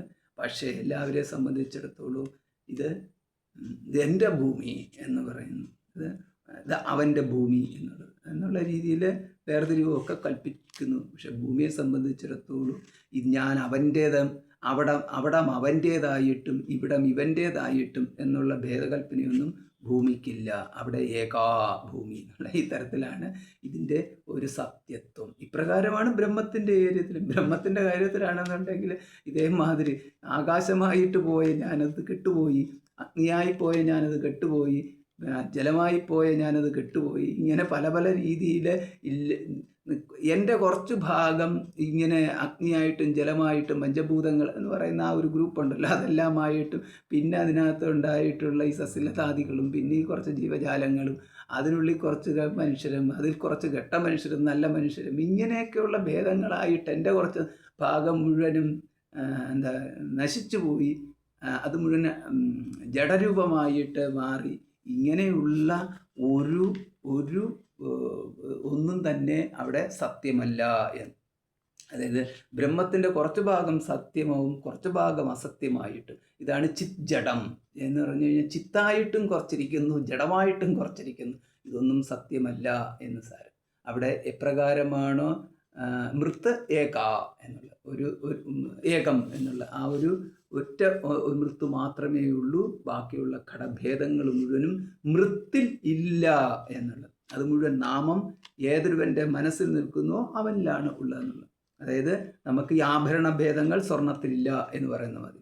സ്വർണത്തിലുള്ള ആഭരണ ഭേദങ്ങൾ ദൃഷ്ടാവിനാണുള്ളത്, അല്ലാതെ സ്വർണത്തിനല്ല എന്ന് സാരം. സ്വർണത്തിന് ഏത് രൂപത്തിലിരുന്ന് കഴിഞ്ഞാലും സ്വർണത്തിൻ്റെ ഏതെങ്കിലും ഒരു രൂപത്തിൽ സ്വർണത്തിന് എപ്പോഴും ഇരിക്കണം. ഒന്നുകിൽ അതൊരു ബാറായിട്ടിരിക്കണം, ഏതെങ്കിലും ഒരു നാണയത്തിൻ്റെ ആകാരം, ഗോളാകാരത്തിൽ എന്തെങ്കിലും ഒരു ആകാരത്തിലിരിക്കണം. ഒരു വിശിഷ്ടാകാരത്തിന് ഈ ഒരു ആഭരണമാല എന്ന പേര് കൊടുത്തവൻ അവനാണ് ആഭരണമുള്ളത്, അല്ലാതെ അത് മറ്റൊരുവന് സ്വർണത്തിനല്ല എന്ന് സാരം. ഇതേമാതിരി നാം ഇവിടെ കണ്ടുകൊള്ളണം.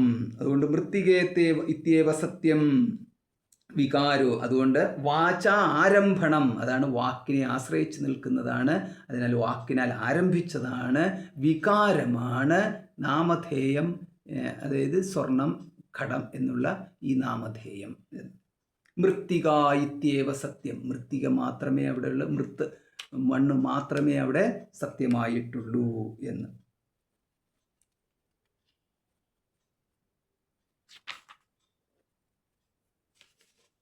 അപ്പോൾ ഇതിനകത്ത് ഇങ്ങനെ വന്നു കഴിയുമ്പോൾ, മുമ്പ് പറഞ്ഞല്ലോ, അപ്പോൾ ഇവിടെ നമ്മൾ ഈ അഹം ബ്രഹ്മ എന്നും ഇതം ബ്രഹ്മ എന്നും, അപ്പോൾ ഇതാണ് നമുക്ക് ഒന്നുകിൽ അഹം ബ്രഹ്മ എന്ന് പറഞ്ഞുകൊണ്ട് അതിൽ നമുക്ക് അഹമ അദ്വയഹ എന്നൊക്കെ പറഞ്ഞുകൊണ്ട് ഞാൻ ബ്രഹ്മമാണ് എന്ന രീതിയിൽ നമുക്ക് അങ്ങനെ ചിന്തിച്ചു പോകുന്നതിനകത്തോ അതിനകത്ത് അതങ്ങ് ഉറപ്പിക്കുന്നതിനകത്തോ ഒന്നും നമുക്ക് വിരോധമില്ല. അല്ലെങ്കിൽ ഇതം ബ്രഹ്മ എന്ന രീതിയിൽ അതും നമുക്ക് പ്രശ്നമില്ല. ഈ കാണപ്പെടുന്നത് മുഴുവനും, ഈ പ്രപഞ്ചമായിട്ട് നിൽക്കുന്നത് മുഴുവനും ബ്രഹ്മമാണ്, ഏകം ബ്രഹ്മമാണ്. പക്ഷെ ഈ അഹവും ഇതവും ഏകമായ ബ്രഹ്മമാണെന്ന് പറയുമ്പോഴാണ് ഭോക്താവും ഭോഗ്യവും വന്നു നമ്മളെ സംബന്ധിച്ചിടത്തോളം അതെങ്ങനെ സത്യമാകും, ഒന്നെങ്ങനെ രണ്ടാകും, ഒന്നായ നിന്നൈഹ രണ്ടെന്ന് കണ്ടളവിൽ ഉണ്ടായൊരിണ്ടൽബധം ഉണ്ടാവതല്ലോ എന്നെഴുത്തച്ഛൻ. അതാണ് നമ്മുടെ മലയാളത്തിൽ ഈ ഹരിനാമകീർത്തനം പറയുന്ന എല്ലാവർക്കും ഇതറിയാം എന്നുള്ളതാണ്. പണ്ട് കാലത്ത് അറിയാത്തവരായിട്ട് ആരും ഉണ്ടായിരുന്നില്ല. ആരാണ് ഇത് വേദനിഷേധം നടത്തിയെന്നോ അല്ലെന്നുണ്ടെങ്കിൽ അങ്ങനെ അതുകൊണ്ട് ഇതിൻ്റെ രഹസ്യം മറ്റുള്ളവർക്ക് പറഞ്ഞു കൊടുത്തില്ല എന്നൊന്നും പറയാൻ പറ്റത്തില്ല. അത് എഴുത്തച്ഛൻ ഈ ഒന്നായ നിന്നൈഹ രണ്ടെന്ന് കണ്ടളവിലെന്ന് പറഞ്ഞ് കേൾക്കുന്ന സകല ആൾക്കാർക്കും വേദാന്തജ്ഞാനമാണുള്ളത്. അതിനകത്ത് സംസ്കൃത വാക്കിൽ കൂടെ പഠിപ്പിച്ചില്ല എന്ന് മാത്രമേ ഉള്ളൂ. അപ്പോൾ സംസ്കൃത വാക്കിൽ കൂടെ പഠിപ്പിക്കണമെന്നുണ്ടെങ്കിൽ അതിൻ്റെതായിട്ടുള്ള രീതി പറഞ്ഞിട്ടുള്ളത് കേൾക്കണം എന്നുള്ളത്. അതുകൊണ്ട് എഴുത്തച്ഛൻ തന്നെ അവിടെ പറയുകയും ചെയ്തു, പതിതന്നും അഗ്നി യജനം ചെയ്ത ഭൂസുരനും ഹരിനാമക കീർത്തനം ഇതൊരു നാളും ആർക്കും ഉടൻ അരുതാത്തതല്ല എന്ന് വളരെ സിമ്പിളായിട്ട് പറഞ്ഞു. എന്തിനാണ് അതിനും ഇതിനും പോകുന്നത്, ഹരിനാമകീർത്തനം ചെയ്തൂടെ എന്ന് പറഞ്ഞാൽ അത്രയേ ഉള്ളൂ, ഇത്രയേ ഉള്ളൂ സംഭവം. അപ്പോൾ അത് പറ്റത്തില്ല എന്ന് പറഞ്ഞുകൊണ്ട് നിങ്ങൾക്ക് അത് അങ്ങനെ പറഞ്ഞു കഴിഞ്ഞാൽ നമുക്ക് മത്സരിക്കാൻ, വിരോധം പറയാൻ നമുക്ക് അവസരം കിട്ടത്തില്ലല്ലോ. ആൾക്കാർക്ക് എപ്പോഴും എന്ന് പറയുന്നതാണ്, അത് ഒരുമയിൽ പോകുന്നതിനേക്കാളും കൂടുതൽ വിരോധത്തിൽ പോകുന്നതിലാണ് ലോകത്തിന് പ്രിയം. അത് എങ്ങനെ വന്നു ചേർന്നു എന്ന് നമുക്ക് ചോദിക്കാൻ പറ്റത്തില്ല. പക്ഷേ ഇവിടെ കാണാം, നമുക്ക് യോജിച്ചു പോകുന്നത് എല്ലാം തന്നെ അവിടെ വിട്ടുപോകുന്നു എന്ന്. യോജിച്ച് കുറച്ചു പോകും, പിന്നെ അത് വിട്ടുപോകും. പിരിയാനാണ് കൂടുതൽ ടെൻഡൻസി എന്നുള്ളത്. ഇതാണ് ഒരു സത്യം എന്നത്. പിന്നെ പിരിയാതെ പോകുന്നതെന്ന് പറയുന്നത് ഒരു കലയാണ്. ആ കല ഇങ്ങനെ തുടർന്നുകൊണ്ട് പോകുന്നു, പിരിഞ്ഞും പിരിയാതെയും മുട്ടിയും മുട്ടാതെയും തൊട്ടും തൊടാതെയും ആ രീതിയിൽ ഇങ്ങനെ പൊരുത്തപ്പെട്ടു പോകൽ. ഇതിനെയാണ് ഈ പൊരുത്തപ്പെട്ടു പോകൽ എന്ന് പറയുന്നത്. ഈ പൊരുത്തം നോക്കൽ, പൊരുത്തപ്പെട്ടു പോകുമോ എന്ന് നോക്കലാണ് ഈ പൊരുത്തം നോക്കൽ. അത് പൊരുത്തപ്പെടത്തില്ല എന്ന് കണ്ടു കഴിഞ്ഞാൽ വേണ്ടാന്ന്, പൊരുത്തപ്പെടാൻ സാധ്യതയുണ്ട് എന്നാണ്. ഒന്നായിട്ട് പോകുക സാധ്യമല്ല, പക്ഷെ പൊരുത്തപ്പെട്ടു പോകാം എന്നുള്ള രീതിയിലാണ്. യോജിച്ചു പോകാനുള്ള ഒരു സാധ്യതയുണ്ട് എന്ന് കണ്ടു കഴിയുമ്പോഴാണ് യോജിച്ചു കൊണ്ടുപോകുന്നത്. ഇങ്ങനെ കുറച്ച് യോജിച്ചു പോകുക എന്ന് പറഞ്ഞു കഴിഞ്ഞാൽ ഈ അഗ്നിയും ജലവും യോജിച്ചു പോകുന്നത് പോലെ. അഗ്നിയും ജലവും യോജിച്ചു പറഞ്ഞാൽ ചൂടുവെള്ളം. എത്ര കാലം ചൂടുവെള്ളം ചൂടുവെള്ളത്തോടും വെള്ളം ചൂടോടും ചേർന്ന് നിൽക്കുന്നു എന്ന് പറയുന്ന പോലെയാണ് ഈ കാണപ്പെടുന്ന സകല സംബന്ധങ്ങളും സകല ബന്ധങ്ങളും. ഇങ്ങനെയാണ് ഈ ലോകത്തിൻ്റെ ഗതി എന്ന് പറയുന്നത്. പിന്നെ അങ്ങനെ പറ്റത്തുള്ളൂ, അതാണ്. അല്ലാതെ ഇതിനകത്തെന്ന് പറഞ്ഞു കഴിഞ്ഞാൽ ഇത് മറ്റൊരു രീതിയിലായിപ്പോയി കഴിഞ്ഞാൽ അതൊരു സ്വീകാര്യമായിട്ടുള്ളതല്ല. കാരണം സത്യം എന്ന് പറയുന്നത് ബ്രഹ്മം മാത്രമല്ലേ സത്യമായിട്ടുള്ളൂ. ബാക്കിയുള്ളതെല്ലാം അസത്യമായിട്ട് തന്നെ ഇരിക്കണം, എങ്കിൽ മാത്രമേ ബ്രഹ്മം സത്യമാവത്തുള്ളൂ. ബ്രഹ്മം സത്യമായെങ്കിൽ മാത്രമാണ് ബ്രഹ്മജ്ഞാനാത് മോക്ഷം എന്ന് പറയുന്നത് സത്യമാകും. മോക്ഷമാണ് ലക്ഷ്യം എല്ലാവരുടെയും. അതുകൊണ്ട് ഈ പ്രപഞ്ചത്തിന് ഓരോരുത്തർക്കും കിട്ടുന്ന അനുഭവം ഇങ്ങനെ ആയെങ്കിൽ മാത്രമേ അവർക്ക് ബ്രഹ്മത്തിലേക്ക് ദൃഷ്ടി ഉണ്ടാവത്തുള്ളൂ, സത്യത്തിലേക്ക് ദൃഷ്ടി ഉണ്ടാവത്തുള്ളൂ. സത്യത്തിലേക്ക് ദൃഷ്ടി വന്നു കഴിയുമ്പോൾ ബ്രഹ്മാന്വേഷണം ആരംഭിക്കുന്നു, സത്യാന്വേഷണം ആരംഭിക്കുന്നു. സത്യാന്വേഷണം അവിടെ ഭാഗ്യമുണ്ടെങ്കിൽ നമ്മൾ കൂട്ടിച്ചേർക്കണം. ഭാഗ്യം എന്ന് പറയുന്നത് പുണ്യം കൊണ്ട് കിട്ടുന്നതാണ്. പുണ്യമുണ്ടെന്നുണ്ടെങ്കിൽ ഈ വേദാന്ത വിചാരത്തിലേക്ക് അവർക്ക് എത്താൻ സാധിക്കും. അപ്പോൾ ഇങ്ങനെ അത് പോയിക്കൊണ്ടിരിക്കുന്നു. ഈ ചർച്ച ഇങ്ങനെ ഗംഭീരമായിട്ട് പോവുകയാണ്. അഥ സ്വപ്നാഹ പുരുഷം കൃഷ്ണം കൃഷ്ണദന്തം പശ്യതി സയേനം ഹന്തി. ഇനിയിപ്പോൾ നമ്മൾ സ്വപ്നത്തിൻ്റെയും ജാഗ്രത്തിൻ്റെയൊക്കെ ഉദാഹരണം എടുത്ത് നോക്കിക്കഴിഞ്ഞാലോ അവിടെയും ഇതൊക്കെ തന്നെയാണ്. സ്വപ്നത്തിലേക്ക് പോയി കഴിഞ്ഞാൽ പല അനുഭവങ്ങൾ അവിടെ ഉണ്ടാകുന്നു. ജാഗ്രതത്തിൽ ഉണർന്നു വന്നു കഴിഞ്ഞാലോ അവയൊന്നും തന്നെ സത്യമല്ലല്ലോ. അപ്പോൾ ഇതേമാതിരിയാണ് ഇതിൻ്റെ ചർച്ച പോകുന്നത് എന്ന് സാരം. നമുക്ക് അനുഭവിച്ചു എന്നതുകൊണ്ട് സത്യമാണ് എന്ന് പറയുക സാധ്യമല്ല. അനുഭവത്തിന് പലതുമുണ്ട് എന്ന്. വേറൊരു ഉദാഹരണം പറഞ്ഞു കഴിഞ്ഞാൽ, ഇപ്പം ഈ രജ്ജു സർപ്പത്തിലെ സർപ്പദംശന ഒരുവന് ലഭിച്ചു എന്ന് പറയുക എന്ന് പറഞ്ഞാൽ, അപ്പം രജ്ജു സർപ്പത്തിലെ സർപ്പദംശനം അവൻ ചവിട്ടി അതെന്നെ കടിച്ചു എന്ന രീതിയിൽ ആ സമയത്ത് കടിച്ചു എന്ന തോന്നലുണ്ടായ ഭയത്തിനാൽ ഹൃദയസ്തംഭനം ഉണ്ടാവാം. സ്തംഭനം ഉണ്ടാവിക്കൂടുന്നൊന്നുമില്ല, ബോധം കെട്ട് വീഴാം, ഇങ്ങനെ സംഭവിക്കാം. ഒന്നുകിൽ അതികഠിനമായിട്ടുള്ള നമ്മൾ ഈ ഹൃദയസ്തംഭനം ഉണ്ടാവുക, ബോധം കെട്ട് വീഴുക എന്നൊക്കെ പറഞ്ഞ് ഇത് എങ്ങനെ സംഭവിക്കും എന്ന് നമുക്ക് പറയാൻ പറ്റത്തില്ല. കാരണം അവിടെ ഈ കയറ് മാത്രമേ ഉള്ളൂ. ആ കയറിന്മേൽ ഒരുവന് ചവിട്ടിക്കഴിഞ്ഞാൽ അവൻ്റെ ഒന്ന് കഠിന ഭയം ഉണ്ടാവേണ്ട കാര്യമില്ല. ഈ ഭയത്തിനാൽ ഇവന് ദേഹം മുഴുവൻ വിയർക്കേണ്ട കാര്യമില്ല. വിയർത്ത് എന്ന് മാത്രമല്ല അവന് തലകറങ്ങി ബോധം കെട്ട് വീഴേണ്ട കാര്യമില്ല.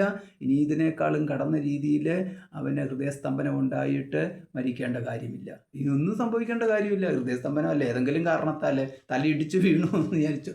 തലയിടിച്ച് വീണ് കഴിഞ്ഞപ്പോഴത്തേക്കാണെന്നുണ്ടെങ്കിൽ അങ്ങനെ വീണു മരിച്ചു. ഇങ്ങനെ പല രീതിയിൽ വരും. ആ മരണം വരെ സംഭവിച്ചതിൻ്റെ കാരണം അന്വേഷിച്ച് പോയി കഴിഞ്ഞാൽ അവൻ പാമ്പിന്മേൽ ചവിട്ടിയിട്ടാണ് എന്ന് പറയേണ്ടി വരും. എന്നാൽ പാമ്പിന്മേൽ ചവിട്ടിയോ? അവനിട്ട് ചവിട്ടിയില്ല, അവൻ കയറിന്മേലാണ് ചവിട്ടിയത്. കയറാണെന്നറിഞ്ഞ് അവൻ ചവിട്ടിയിരുന്നെന്നുണ്ടെങ്കിൽ അവൻ ഈ പറഞ്ഞ ഒന്നും ഉണ്ടാവത്തില്ലല്ലോ. അപ്പോൾ ഇതെങ്ങനെ സാധ്യമാകുന്നു എന്നുള്ളത് ഇതാണ് ഈ പറഞ്ഞിരിക്കുന്ന മായ എന്ന് പറഞ്ഞാൽ. ഇതൊക്കെയാണ് ഇവിടെ നമ്മുടെ ദുരിതങ്ങൾ എന്ന് പറയുന്നത്. അപ്പോൾ ഇതിൽ കൂടെ ഇതാണ് നമ്മുടെ അനുഭവങ്ങൾ എന്ന് പറയുന്നത്.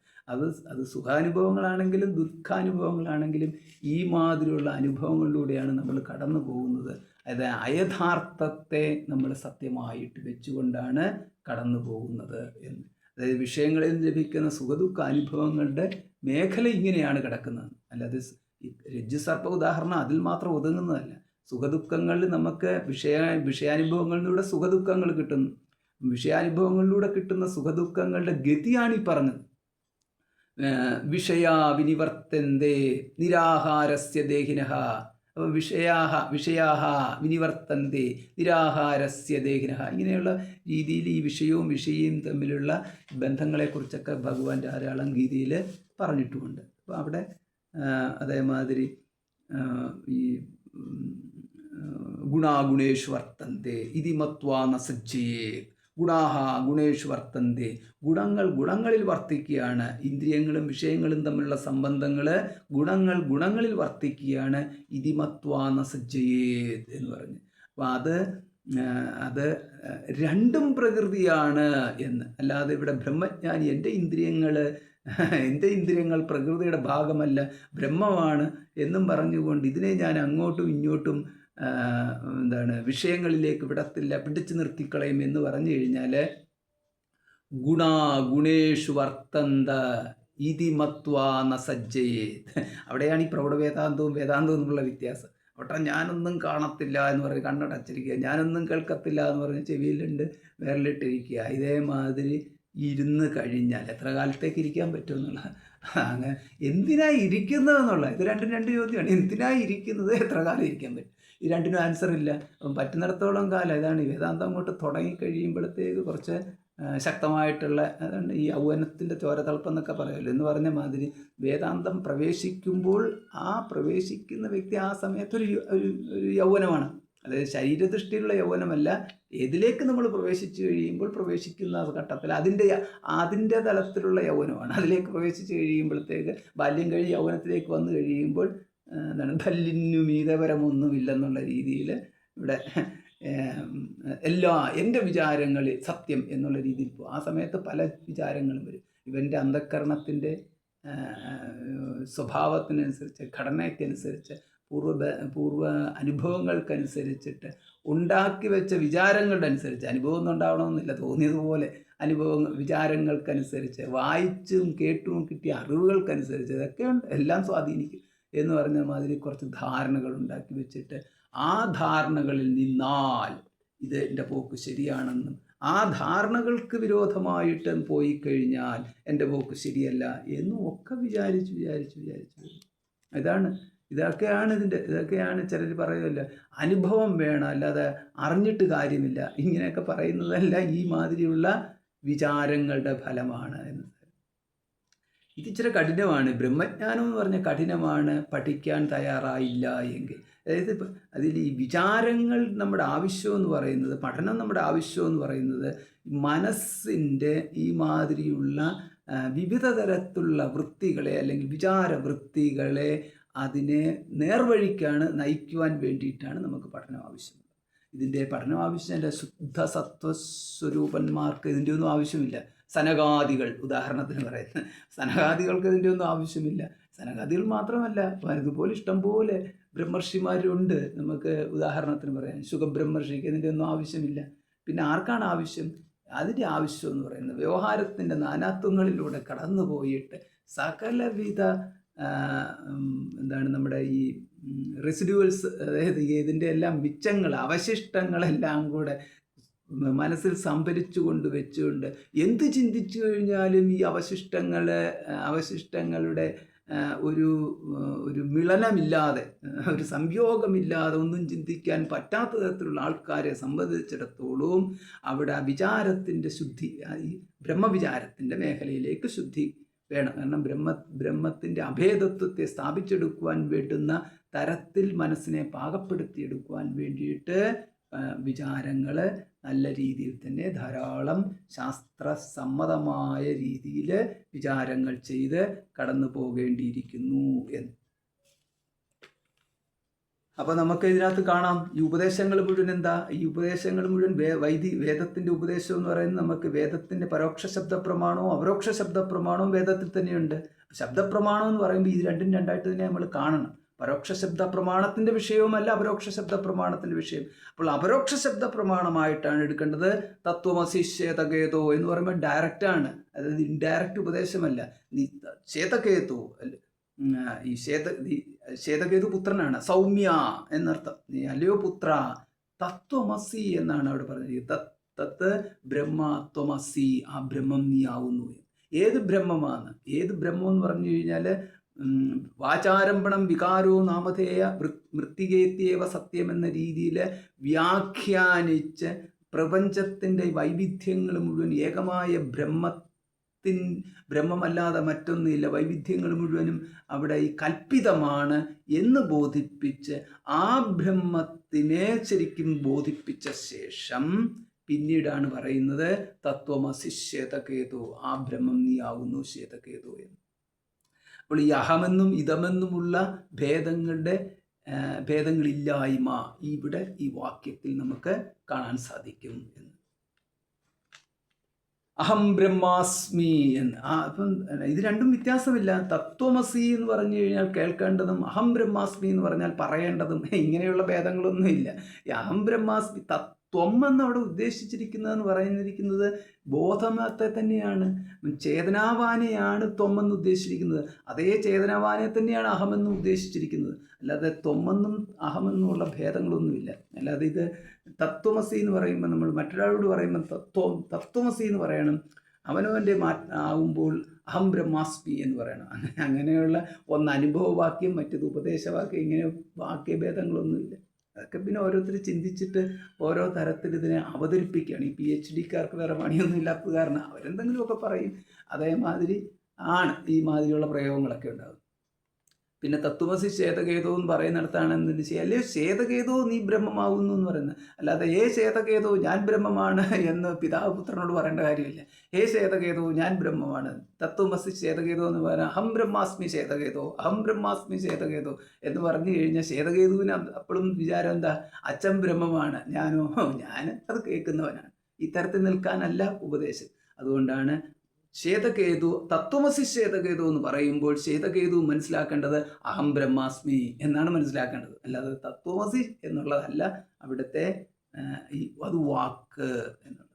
തത്വമസി എന്നുള്ളതും വാക്ക്, അഹം ബ്രഹ്മാസ്മി എന്നുള്ള വാക്ക് തമ്മിൽ ഭേദമില്ല. അപ്പോൾ ഇതാണ് നമ്മൾ ഈ ശ്രുതിയെ വേണ്ട വിധത്തിൽ അറിയേണ്ടത്. അങ്ങനെ ശ്രുതിയെ അറിയുമ്പോൾ മാത്രമാണ് അപരോക്ഷ ശബ്ദപ്രമാണം എന്നതിനെ പറയാൻ സാധിക്കുന്നത്. അപരോക്ഷ ശബ്ദപ്രമാണം എന്ന് പറഞ്ഞു കഴിഞ്ഞാൽ സ്റ്റേറ്റ്മെൻറ്റുകളല്ല. അതെന്ന് പറയുന്നത് അത് എങ്ങനെയാണോ ഒരുവന് കണ്ണ് കാണാൻ സഹായിക്കുന്നത് അപ്രകാരം ഈ വാക്യങ്ങൾ ആത്മാവിനെ പ്രകാശിപ്പിക്കുന്നതായിട്ട് മാറണം. ഈ ആത്മാ എന്ന് പറഞ്ഞു കഴിഞ്ഞാൽ അവിടെ ഈ അഹത്തിലൊതുങ്ങുന്ന ഇതത്തിലേക്ക് കലരാതെ അഹത്തിലൊതുങ്ങുന്ന ഒരു പ്രയോഗമല്ല അഹവും ഇതവും എന്നുള്ള ഭേദമില്ലാത്ത ആത്മാവിലേക്ക്. തദ്ഹാസ്യ വിജജ്ഞൗ എന്ന്. അപ്പോൾ അതിനകത്ത് ഛാന്തോഗ്യോപനിഷത്തിനകത്ത് ഉപദേശം കൊടുക്കുന്ന ഇങ്ങനെ തദ്ഹ അസ്യ വിജജ്ഞൗ എന്ന്, അതിനെ അറിയൂ എന്നുള്ളത്. ഉദ്ദാലകപുത്രനായ ശ്വേതകേതു പിതാവിൻ്റെ ഉപദേശത്താൽ ആത്മത്വം ഏകാത്മത്വം സാക്ഷാത്തായി അറിഞ്ഞു, വിജജ്ഞൗ അറിഞ്ഞു എന്ന ശ്രുതി. ഇത് ഛാന്തോഗ്യോപനിഷത്തിൽ 6:11-3. അപ്പോൾ ഇങ്ങനെ വരുമ്പോൾ ഇവിടെ ഈ ബ്രഹ്മത്തിനുള്ള ഏകാത്മത്വമാണോ അനേകാത്മത്വമാണോ, അതായത് നമ്മൾ ഈ പ്രപഞ്ചത്തിലേക്ക് നോക്കിക്കഴിഞ്ഞാൽ ഇവിടെ ഈ പലതുണ്ടല്ലോ. ഈ പലതെന്ന് പറയുന്ന പോലെ പല ജീവാത്മാക്കളും ഉണ്ടല്ലോ ഇതിനകത്തുള്ള. അപ്പോൾ ഈ അനേകാത്മത്വം, ആത്മാ തത്വമസി ശ്വേതകേതോ എന്നാണ് പ്രയോഗം. ആ ആത്മാ നീ തന്നെയാവുന്നു ശ്വേതകേതോ എന്നുള്ളതാണ്. അങ്ങനെ വന്നു കഴിയുമ്പോൾ ഉദ്ദാലകനായ പിതാവിൻ്റെ ആത്മാവും പുത്രനായ ശ്വേതകേതുവിൻ്റെ ആത്മാവും എന്നതുപോലെ അനേകം ആൾക്കാരും ജീവജാലങ്ങൾ, സർവ്വജീവജാലങ്ങളുടെയും ആത്മാക്കളുടെ യുക്തരൂപമായിട്ട് ബ്രഹ്മം, എല്ലാ ആത്മാക്കളും ബ്രഹ്മത്തിലുണ്ട് എന്ന്. ശരീരത്തോടു കൂടിയിട്ടുള്ള എല്ലാ പ്രപഞ്ച നൽകിയിരിക്കുന്ന ഓരോ വ്യക്തികളുടെയും ശരീരം പ്രപഞ്ചം അങ്ങോട്ട് സ്വീകരിച്ചു എന്ന് വിചാരിച്ചു. പക്ഷേ എന്നാലും ആത്മാ എല്ലാവരുടെയും കൂടെ ആത്മാ ഈ ബ്രഹ്മത്തിൽ നിൽക്കുന്നു. ഇങ്ങനെയുള്ള അനേകാത്മത്വം ബ്രഹ്മണി എന്ന്, അതും സത്യമല്ല എന്നുള്ള. അവിടെ നേഹനാനാസ്തി കിഞ്ചന, പലതെന്ന് പറയുന്ന ഒന്നും ഇല്ല എന്ന്. ഈ തരത്തിലാണ് ഇതിൻ്റെ ചിന്ത പോകുന്നത്. സവായേഷ മഹാൻ. അതുകൊണ്ട് ഈ ആത്മാ ഏതാ? സവാ യേഷ മഹാൻ അജഹ ആത്മാ ആജരോ അമരോ അമൃത്യോ അഭയോ ബ്രഹ്മ. ഈ ആത്മാ ബ്രഹ്മമാവുന്നു. എങ്ങനെയാണ്? ബൃഹദാരണ്യം 4:4-25. മഹാനും മഹത് ബ്രഹ്മ എന്ന്. മഹാനും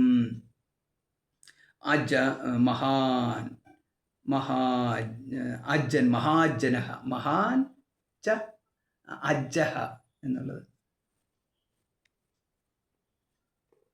അജ്ജനും മഹാജ്ജഹ, ജനനമില്ലാത്തവൻ, ആത്മാ അജരൻ ജരയില്ലാത്തവനും, അമരൻ മരണമില്ലാത്തവനും, അമൃതൻ മൃതിയില്ലാത്തവൻ നാശമില്ലാത്തവനും, അഭയൻ അഭയമില്ലാത്തവനും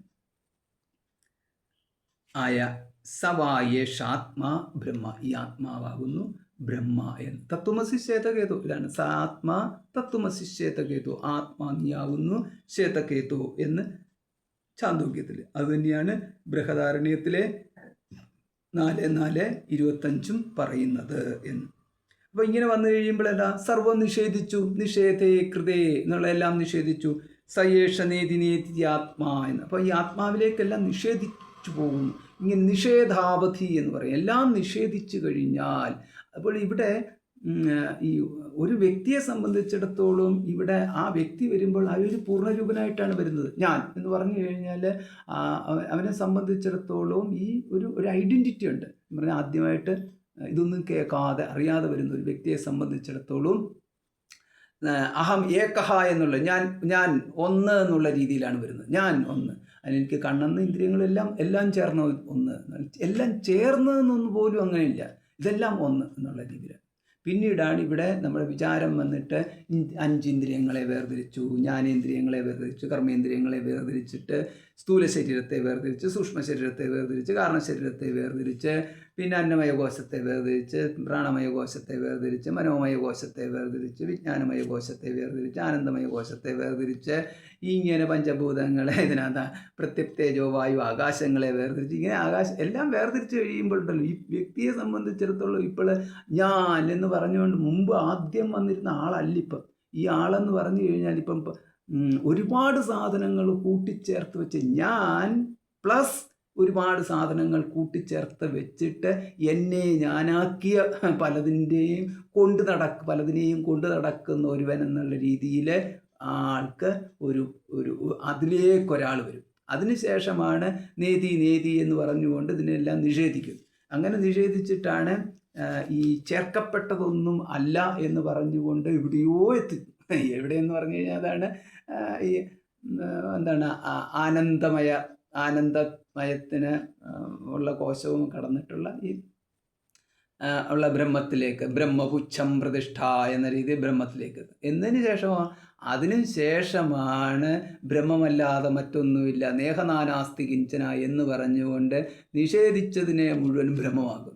അങ്ങനെ നിഷേധിച്ചതിനെ മുഴുവൻ ബ്രഹ്മമാക്കി കഴിയുമ്പോൾ പിന്നെ ഇപ്പം തിരിച്ചു വന്നു കഴിയുമ്പോൾ എന്താണ്, ഇപ്പം തിരിച്ചു വരുമ്പോൾ എന്ന് പറഞ്ഞു കഴിഞ്ഞാൽ പിന്നീട് ഇതം അഹമേവ എന്ന് പറഞ്ഞുകൊണ്ട് ഈ സ്ഥൂല ശരീരമായിട്ടും സൂക്ഷ്മ ശരീരം കാരണശരീരമായിട്ടും ഇതിനെല്ലാം കാരണമായിട്ട് നിൽക്കുന്ന പ്രകൃതിയായിട്ടും, ഈ പ്രകൃതി എന്ന് പറഞ്ഞു കഴിഞ്ഞാൽ തന്നെ ഈ പലതില്ല. പ്രകൃതി എന്ന് പറഞ്ഞാൽ ആകെ 5 ഉള്ളൂ. 5 പറഞ്ഞു കഴിഞ്ഞാൽ പഞ്ചഭൂതങ്ങൾ, ആ പഞ്ചഭൂതങ്ങളും ഒക്കെ ബ്രഹ്മമാണ് എന്നതിലേക്ക്. അങ്ങനെ ഇവിടെ അയമാത്മാ ബ്രഹ്മ, ഈ ആത്മാ ബ്രഹ്മമാകുന്നു. ഇത് രണ്ടും കൂടെ ഒന്ന് ഒപ്പിച്ച് കിട്ടിക്കഴിഞ്ഞാൽ ഒരാൾ രക്ഷപ്പെട്ടു എന്ന് സാരം. അതാണ് ഈ കൂടസ്ഥ, അതായത് കൂടസ്ഥ പുരുഷൻ എന്ന് പറയുന്നത്. കൂടസ്ഥോയം അചലോയം കൂടസ്ഥ എന്നൊക്കെയുള്ള രീതിയിൽ ഗീതയിലുള്ള പ്രയോഗമുണ്ടല്ലോ. അപ്പോൾ ഇങ്ങനെ എത്തിക്കഴിയുമ്പോഴാണ് ന കർത്തൃത്വം ന കർമാണി ലോകസ്യ സൃജതി പ്രഭു ന കർമ്മഫല സംയോഗം സ്വഭാവസ്തു പ്രവർത്തതേ. ഇപ്പം ഭഗവാൻ ഗീതയിൽ പറയുന്നുണ്ട്, ഗീത 5-ാം അധ്യായം 14-15, നമ്മുടെ ഗീത അധ്യായത്തിൽ നിന്ന് പോയി കേട്ടാൽ മതി. ന കർത്തൃത്വം ന കർമാണി, അപ്പം കർത്തൃത്വവും കർമ്മങ്ങളും ലോകസ്യ പ്രഭു ന സൃജതി, ലോകത്ത് ഭഗവാൻ സൃഷ്ടിച്ചിട്ടില്ല എന്ന് പറഞ്ഞു കഴിഞ്ഞാൽ ഈ ഘടം ആ ഘടം എന്നുള്ള രീതിയിലുള്ള സൃഷ്ടികൾ ഉണ്ടായിട്ടില്ല എന്ന് സാരം. അതാണ് ന കർത്തൃത്വം ന കർമാണി. നമുക്ക് ഒരു പ്രാപഞ്ചികനെ സംബന്ധിച്ചിടത്തോളം, വ്യവഹാരിയെ സംബന്ധിച്ചിടത്തോളം കർത്തൃത്വം സത്യമാണ്, കർമ്മങ്ങളും സത്യമാണ്, കർമ്മവും സത്യമാണ്, കർത്താവും കർമ്മവും ഇത് രണ്ടുമാണ്, സബ്ജക്റ്റും ഒബ്ജക്റ്റും. അപ്പോൾ ഇത് രണ്ടും സത്യമാണ്. അപ്പം ഭഗവാൻ പറയുകയാണ് ഇത് സത്യമല്ല, ഞാൻ സൃഷ്ടിച്ചിട്ടില്ല എന്ന്. സർവസൃഷ്ടാവൻ, സർവത്തിൻ്റെയും സൃഷ്ടാവെന്നാണല്ലോ ഭഗവാനെ നമ്മൾ പറയുന്നത്. ഭഗവാൻ സ്വയം തന്നെ പറയുന്നത് ഞാനൊന്നിൻ്റെയും സൃഷ്ടാവല്ല.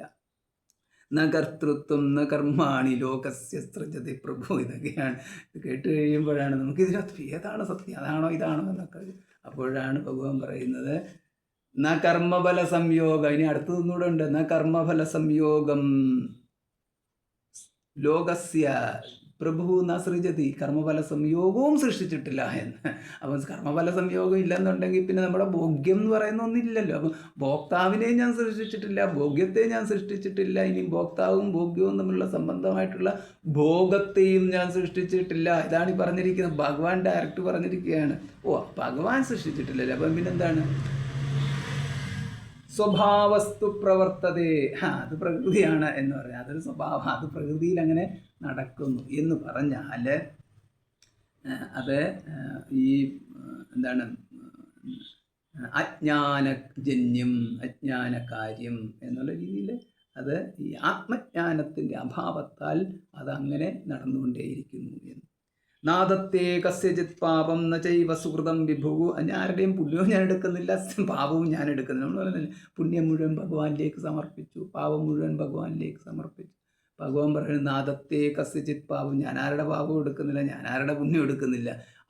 എവിടുന്ന് എന്തെടുക്കാനാണ്? ഭഗവാനല്ലാതെ മറ്റൊന്നില്ലാതിരിക്കുമ്പോൾ ഭഗവാൻ ആരുടെ എന്തെടുക്കാൻ? അതാണ് നാദത്തെ കസ്യചിത് പാപം ന ചൈവ സുഹൃതം വിഭു അജ്ഞാനേനാവൃതം. പിന്നെ ആൾക്കാരുടെ കയ്യിൽ എന്താ ഉള്ളത്?